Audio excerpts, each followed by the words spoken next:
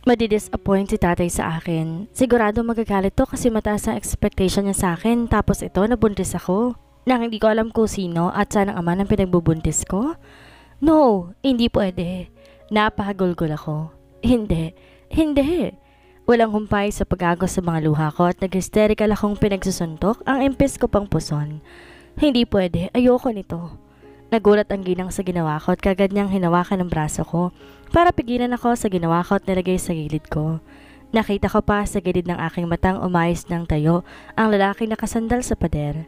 Marahil gusto akong pigilan sa ginawa kong pananakit sa sarili. Kung hindi pa ako napigilan ng ginang, "Wag iha, tama na yan, tama na," sabi ng ginang sa mahinahang boses at niyakap ako. Ayoko nito. Sambit ko habang mahinang nagpumigla sa yakap ng ginang sa akin. Pero mas lalong humigpit ang yakap niya sa akin na tuluyan akong bumigay. Sa mga bisig ng ginang, doon ko binuhos lahat ng hinagpis, lahat ng pait at lahat ng sakit na naramdaman ko. Nakaramdam ako ng payapa habang hinaplos niyang likod ko na mga palad niya para pakalmahin ako. Nagpatuloy ako sa mahinang pagikpi habang hinahaplos pa rin ito ang likod ko. Inaalo-alo ako.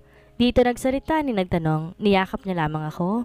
Hanggang sa natigil ako sa mahinang pagpapamiglas at kumalma ako sa pag-iyak. Nakatulog akong muli. Pagkagising ko, nakangiting mukha ng ginang ang bumungad sa akin. Halata pa rin ng pag-aalala sa mukha nito para sa akin.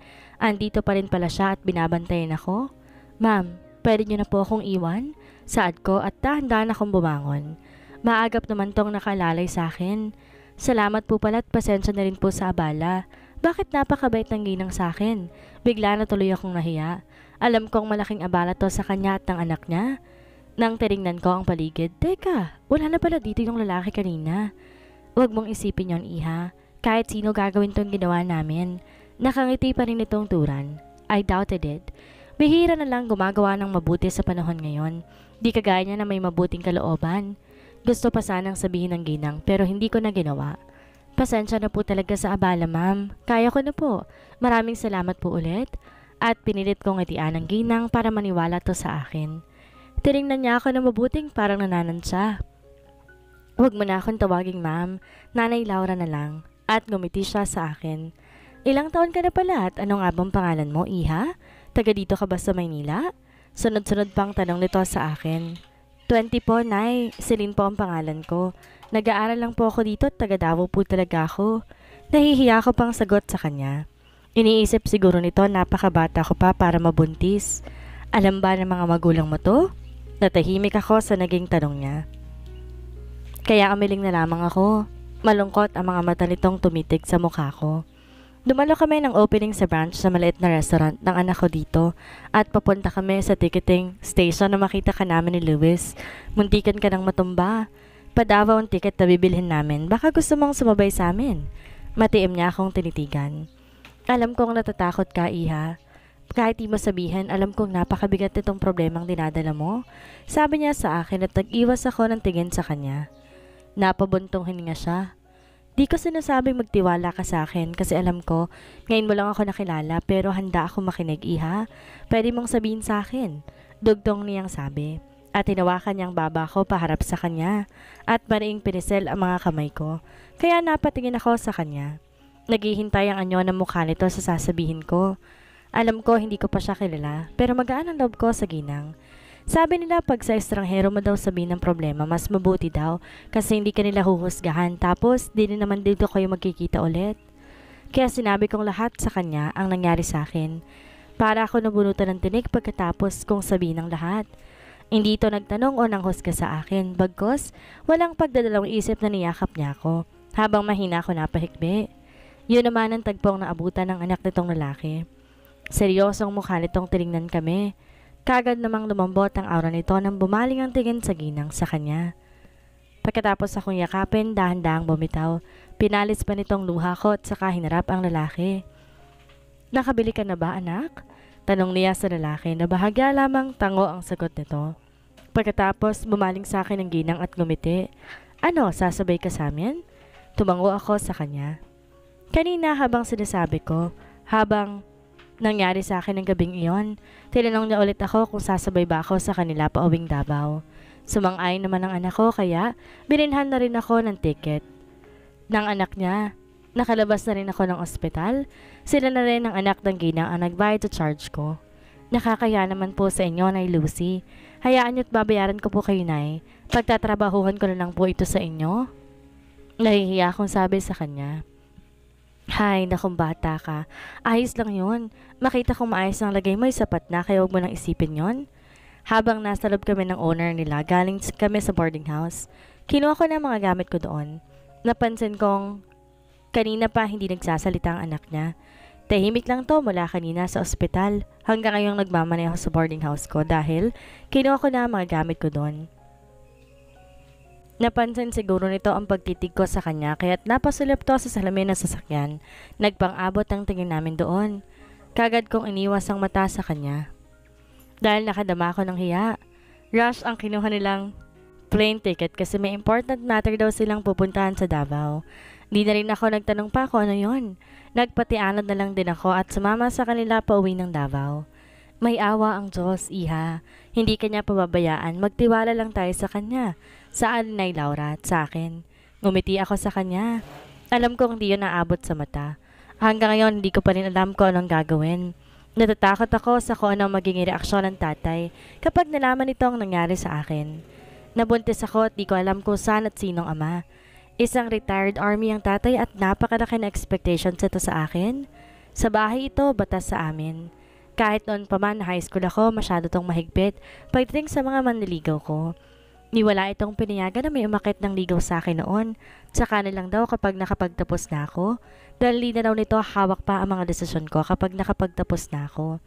Kaya labis ngayon ang pagkabahala ko. Natatakot ako. Kung may kailangan ka, huwag kang mag-atubiling. Tawagin ako ha. Ito yung numero ko, isave mo yan. Sabay abot ng maliit na papel sa akin na may nakasulat na number ng phone niya. Maraming salamat po sa inyo, Nay Laura, at sinulyapan ko ang anak niya at nagpasalamat din dito. Isang tangulang ang sinagot sa akin. Kagad kong tinanggap ito at kinuhang phone ko sa bag para ma-save ko na kaagad. Tsaka nagpaalam na ako sa kanila ng anak niya na hindi na ako nagpahatid mismo dito sa sityong tinitirhan namin. Nagpababa na lamang ako sa terminal para sasakay na lamang ako ng jeep. Malaking abala na talaga ako sa kanila. Nahihiya na ako sa anak niya at saka sa kanya. Nagtataka mukha ng tatay ko habang nasa hapagkainan kami ngayon. Kasama ang nanay at nag-iisa kong kapatid na lalaki. Bakit napauwi ka, Serene? Di ba't 2 linggo na lang enrollment na? Tanong ni tatay sa akin habang nasa pagitan ng pagsubo. Kagad ako nagangat ng tingin. Magsasalita sana ako nang biglang may hindi nagustuhan na amoy ang sikmura ko. Adobong manok na may luyang ulam namin. Dati gustong gusto ko pag ganitong ulam namin. Ngayon, parang bumabaliktad ang sikmura ko sa amoy at lasa nito ngayon. Kaya imbes na sumagot ako sa tanong ni tatay, dali-dali akong tumayo, sumuka sa lababo ng kusina namin. Kaagad namang lumapit si nanay sa akin. Celine? Tawag sa akin ni nanay sa tono ng pagtawag nito sa pangalan ko. Alam ko, may pagdududa na ito. Pagkatapos kong magmumog, humarap ako kay nanay. Nakatayo ito katabi si tatay na ngayon nananansang nakatitig sa akin. Nay, tay? Tawag ko sa kanila sa mahinang boses. Yan ba ang dahilan at umuwi ka dito? Sumagot ka. Dumagundong ang boses ni tatay sa buong bahay namin. Galit na galit ang boses nito. Ano to? Pinakita nito ang reseta ng doktor sa akin. Ano to? Pinakita nito sa akin ang reseta ng doktor. Para napunta kay tatay yon. Marahil nahulog kanina sa bag ko habang nilalabas ko ang gamit sa bag kanina. Nanlaki ang mata ko at hindi ako nakasagot ulit kay tatay. Buntis ka ba? Galit pa rin ang boses na sabi nito. Tay, magpapaliwanag po ako. Umiiyak kong sabi kay tatay. Nanginginig ang mga tuhod ko sa takot ko kay tatay. Sinong ama niyang pinagbubuntis mo, Celine? Imbes na sagot nito sa akin. Napatingin ako kay tatay. Hindi ko alam ang isasagot sa tanong nito. Napatingin din ako kay nanay na ngayon walang emosyon na mukha. Nakatingin din sa akin. Hindi ko po alam, tay. Inisang hakbang lang ni tate ang pagitan namin at isang malakas sa sampal ang pinadapo sa pisngi ko. Dahilan para mapaluhod ako sa sahig at mabuti na lang nakahawak ako sa lababo. Galit na galit ang itsura nito. Mabilis naman pumagit na si nanay at nilapitan ako. Rek, tama na. Huwag mong saktan ng anak natin, narinig kong sabi ni nanay habang pinapatayo ako. Ito ba ang natutunan mo sa Maynila? Nagpabuntis ka sa kusinong hinayupak, ha? Halos mapataron ako sa gulat nang biglang sinipa nitong upuan na inuupuan ko kanina. Pinagkatiwalaan kita. Pinayagan kitang mag-aral sa Maynila kasi hindi mo ako bibiguin. Kami ng nanay mo. Pero binigo mo ako? Nakanginig ang boses itong sabay duro sa akin. Nanatili akong umiiyak habang napayo ko. Humawak ako sa braso ni nanay dahil sa takot ko kay tatay. Patawarin niyo po ako, tay. Nay. Halos pabulong kong sabi. Paano nangyari to, Celine? Tanong ni nanay sa akin kaya't napangat ang tingin ko sa kanila. Nay? Tawag ko kay nanay. Nagkaundal-utal na ang boses ko sa kakaiyak. Nagising na lang po ako sa isang hotel. Si Beth pong huling kasama ko pero iniwan po niya ako, Nay. I think she drugged me. Diyos ko, wreck ang anak natin na biktima ng... Napatutop si nanay sa bibig. Di na naituloy ni nanay ang sasabihin. Humagulhol din to habang hawak ako. Habang ako naman ay walang humpas din ng luha na nagbagsakan sa pisngi ko. Mas lalo pang dumagdag sa sakit na naramdaman ko ngayon na makita si nanay umiiyak nun dahil sa akin. Noon pa man alam kong gano'n na ako kamahal ni nanay. Ayaw akong konsentihin ng pagiging overprotective ni tatay. Pero dahil nga si tatay ang batas dito, sa bahay kaya tinayaan na lamang niya ito. In my blurry vision, I saw my father who clenched his jaw. Nakakayomang kamao nito, puno ng galit ang mata. Nasa tingin ko ay handa ng manuntok kung nandito lang ang taong may gawa sa akin ito. Gulong-gulong isipan at pagkatapos na nangyari kanina pa ako sa loob ng kwarto ko at umiiyak. Habang nakayakap sa aking tuhod, hindi ko alam kung gaano ko katagal sa ganong posisyon. Lumabas pa ako ng silid, dahilan para uminom ako ng tubig nang marinig ko si nanay at tatay. Na mahina nag-uusap sa sala namin, kaya huminto ako saglit. Biktima lang ang anak natin, Rek? Dinig kong sabi ni nanay habang nakaupo katabi ni tatay sa sala. Sinira ng anak mo ang tiwala ko, Ren? May hinanakit sa boses ni tatay. Pati kredibilidad ko'y masisira din. Ano lang sasabihin natin ng ating mga kapitbahay at mga kapwa ko retiradong sundalo? Napakahigpit ko tapos ganito lang nga abutin niyang anak natin? Tsaka malakas na napabuntong hininga si tatay. Yan lang ba ang iniisip mo? Gusto mong umalis ang anak natin dito, ganun ba? Kailangan tayo ng anak natin, Ricardo. Alam kong masyado na dismaya si tatay sa akin at galit na galit ito. Kahit ako'y dismayado rin sa aking sarili. Di ko na hinintay pa ang sagot ni tatay kay nanay.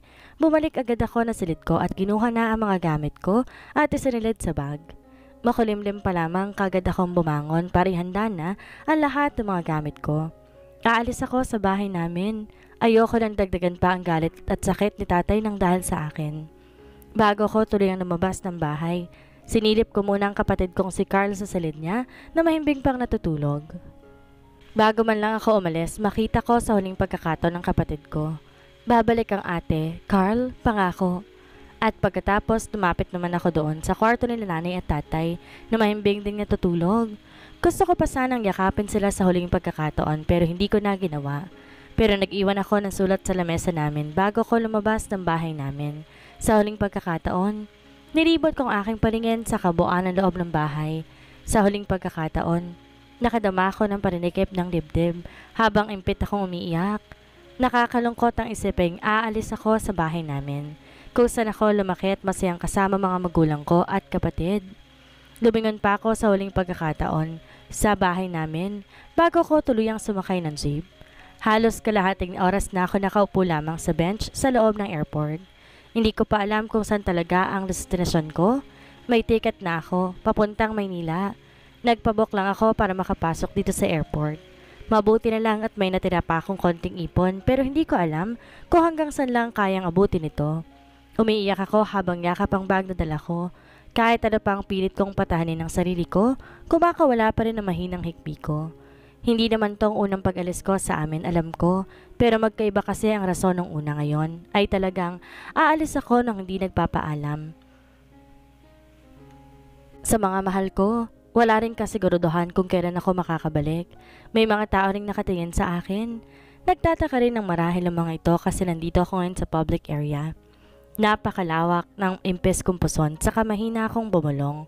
Siguro may dahilan kung bakit binigay sa akin. Tulungan mo naman ako, baby. Kausap ko pa sa batang nasa sinapupunan ko. Tinanggap ko na. Siguro may dahilan kung bakit binigay sa akin. Tulungan mo muna ako, baby. Kausap ko sa batang nasa sinapupunan ko. Tinanggap ko ang kapalaran ko na magiging isang ina na ako. Isang dalagang ina. Marahan kong pinalis ang luha ko. Nakapag-desisyon na ako at babalik na lang ako sa Manila sa boarding house ko. Bahala na. Kaya tumayo na ako at lumakad. Tinahak ko na ang daan papuntang eroplano nang biglang may malakas na tumayo ako at lumakad tinahak ko ng daan papuntang eroplano. May malakas na kamay na mahawak sa braso ko dahilan para mapahinto ako. Kagad kong nilingon ang may-ari ng kamay na nakahawak pa sa braso ko. Nagulat ako na puno ng pagtataka. Tiningnan ko siya. Lewis? Lumampas ang tingin ko sa likod niya. Nakasunod pala sa kanya si Nanay Laura na halatang humahangos na. Nanay Laura? Tawag ko sa kanya na makalapit to sa akin. Aalis ka uli. Hindi ba't kakauwi mo lang? Tanong agad nito sa akin. Di ako nakasagot sa tanong niya, kaya nag-iwas ako ng tingin. Saan ka pupunta? Malamlam ang mata nitong nakatitig sa akin. Marahil naghihinalan to sa biglaang pag-alis ko ulit, na di naging maganda ang naging reaksyon ng magulang ko. Babalik po ako Maynila. Pero wala kang kakilala doon. Tsaka wala kang kasama. Wala mag-aalaga sa'yo. May himig pag-aalala ang tono ng boses nito. Bakit kaya napakabait niya sa akin? Mapait akong ngumiti sa kanya. Bukod kasi kay Beth na kasama ko dati sa boarding house, wala na akong kakilala pa. Maliban na lang kay Joy pero malayo din sa boarding house ko ang tirahan nito. Marahan akong umiling at nagbaba ng tingin. Kaya dumako ang mata ko sa braso ko na hawak pa rin pala ni Lewis. Napansin din pala nito na nakatingin ako sa braso ko at nanatiling hawak niya kaya't napabitaw ito. At kaagad na nag-iwas ng tingin at dumistansya ng konti. Baka hindi mo ako tinawagan, bata ka. Gayong kailangan mo ng tulong.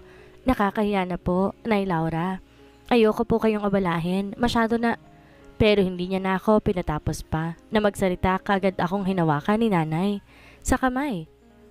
Sumama ka sa amin. Halika na. Nagtataka ako napatingin sa kanya pero nagpatiayon na lamang ako habang hila nito ang kamay ko. Sa lagay mong yan, hindi kita po pwedeng pabayaan. Aalis lang din kami, sumama ka na lang sa amin ni Lewis. Pero, Nay Laura, kaya tumutol pa ako pero pinutulan nito ang tangkang pagprotesta ko. At mas hinila pa ako habang hawak ang kamay ko ng mahigpit. Kaya napatingin ako sa gawin ni Lewis na tahimik lamang habang nakasunod. Nakita ko pa ang bahagyang pagsulyap nito sa akin pero kagad din namang nag-iwas ng tingin. Now I realized that since yesterday and until now, I did not hear him speak. Is he mute? Gusto ko magkaroon ng anak na babae. Bahagya pa muna tong ngumiti sa akin bago nagpatuloy. Gusto kitang alagaan, Celine, para naman maranasan ko man lang magkaroon ng anak na babae sa katauhan mo. Kaya nabaling ulit ang atensyon ko. Nay Laura, alam kong may mabigat kang dinadalang problema, kaya hanggat di mo pa kayang bumalik at harapin ang magulang mo, doon ka muna sa amin. Napatigil ako dahil sa narinig kong sinabi ni Nay Laura. Namuo bigla ang luha sa mga mata ko. Mabait naman at mahal din naman ako ng nanay ko at nakikita ko kay Nay Laura ang kabaitan niya. Marahil ito na siguro ang tulong na hinihiling ko sa batang nasa sinapupunan ko. Kaya naman ang tuluyan ng bumagsak ang mga luha ko sa pisngi. Huwag ka nang umiyak. Tahan na, nandito na ang Nanay Laura. Marahan itong pinalis ang luha ko, tsaka matamis na ngumiti sa akin. Halika na, magpapabok pa tayo papuntang Cebu. Saad nito sa akin. Tsaka tuluyan na akong hinila pabalik sa bench kung saan malapit sa ticketing area. Taga Cebu po pa talaga kayo, Nay Laura? Tanong ko habang naghihintay kami ng flight for Cebu. Oo, sa isang island sa Cebu. Maganda doon, wag kang mag-alala. Di ka malulungkot pag nakita mo ng island? Saan nito at saka ngumiti sa akin. Pagkasama nito niyon, muling bumaling to sa anak niyang kanina pa tahimik at bahagyang sinikon nitong anak niya at makahalugang ngumiti dito. Pero nanatiling blanco ekspresyon ng anak niya at bumaling ang tingin sa kanya. Bahagya naman akong nahiya at napangiti sa sinabi nito. Alam kong maraming nagsasabi sa akin na mas narado akong gumaganda pag nakangiti. Pero nakalimutan ko na at ang ngumiti mula na mangyari sa akin ang bangungot ng gabing iyon. Kaagad naman pumait ang panlasa ko nang maalala ko pa ulit iyon. At nagbunga pa talagang nangyari sa akin ang gabing iyon. Kaya napahawak ako sa impis ko pang puson. Alam ko na walang kasalanan ang bata, ano man ang mangyari sa akin. Aalagaan kita anak at mamahalin. Patawarin mo ako nung una umayaw ako sa'yo. Luis anak, bitbitin mo na lang tong bag ni Celine. Napalingon ako kay Nay Laura tsaka sa anak niya. Wag na po Nay, ako na lang po ang magdadala ng bag ni Celine. Kagad ko namang hinawakan ang bag ko. Para lang manlaki ang mata ko nang marahan itong hinawi. Ang baba ng boses nito, so he's not beat pala. Let me. Maybe his type is a man of few words. Tsaka suot mo tong jacket ni Luis, medyo malamig pa naman ng panahon ngayon. Sabay abot sa akin ang jacket na white hoodie. Nahiya naman akong kinuha to kay Nay Lucy at sinuot ko naman ang jacket. At bahagya ako nilingon ng anak nitong nasa tabi niya na diretso lamang ang tingin. Napatingin naman ako sa labas. Oo nga't medyo malamig ang panahon, unti-unti nang kumukulimlim. May balak pa yata makidalamhati ng langit sa akin na. This is the final boarding for booked on flight 59A, PII Airways to Cebu. The passengers must be on the plane. Please proceed to the... Maya-maya'y narinig na namin ang announcement, kaya tumayo na kami mula sa loob ng 2 oras na biyahe mula Davao to Cebu, tahimik lamang kaming 3. Sakto naman nasa bintanang pwesto ko kaya't malaya ko na pagmamasdan ang kalawakan na bagyang makulimlim dahil sa namumuong ulan. Maya-maya'y kasabay ng aking mga luha ang unti-unting pagbagsakan ng ulan. Diyos ko, gabayan mo po kami. Impit akong nanlangin na nakatulugan ko pa nga ang pag-iyak hanggang sa nagising akong mahinang tapik ng balikat. Pagmulat ko nakasandal pa lang ulo ko sa balikat ni Luis. Nahihiya naman akong agad na umayos ng upo. Si Luis naman bahagyang tumikim at umayos din ng upo. Nilibot ko ang paningin sa loob. Dahan-dahan na palang nagsibabaan ang mga pasahero. Ayon kay Nay Laura, sasakay pa raw kami ng barko para makarating sa island na sinasabi nito kung saan sila nakatira. Kami naman nandito ngayon sa sakay ng barko. Di naman malayo mula sa sakyan ng barko ang isang tinitirahan nila. Kaya mula dito sa isang aking kinatatayuan, tanaw ko ang kagandahan ng sinasabi nitong isla. Namangha ako sa aking nakikita, Isla Mercedes, ang pangalan ng isla. Diba, ang sabi ko sa'yo maganda? Sabi ni Nay Laura na tumabi ito sa akin, dahilan para bumaling ako sa kanya. Proud tong ngumiti sa akin at kinitian ko rin siya pabalik. Ang ganda nga po, Nay, sambit ko naman.